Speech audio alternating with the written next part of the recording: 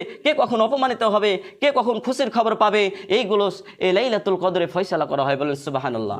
তাহলে বলেন তো এই লাইলাতুল কদর আমার আপনার তালাশ করার দরকার আছে কি নাই? কিন্তু আমরা কি করছি?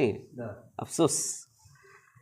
আল্লাহ রাব্বুল আলামিন বললেন ওয়া মা আদরাকা মা লাইলাতুল কদর, তুমি কি জানো এই মহিমান্বিত রাত্রি কি?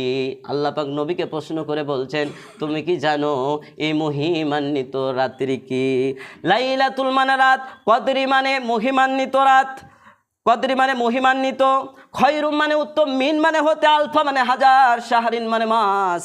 লাইলাতুল কদরি খয়রুম মিন আলফি শাহর, এই মহিমান্বিত রাত হলো হাজার বছরের চাইতে শ্রেষ্ঠ রাত। সুবহানাল্লাহ বলেন। তাফসীরকাররা এই আয়াতের তাফসীর লিখছেন বনি ইসরাইলের ভিতরে তাদের হায়াত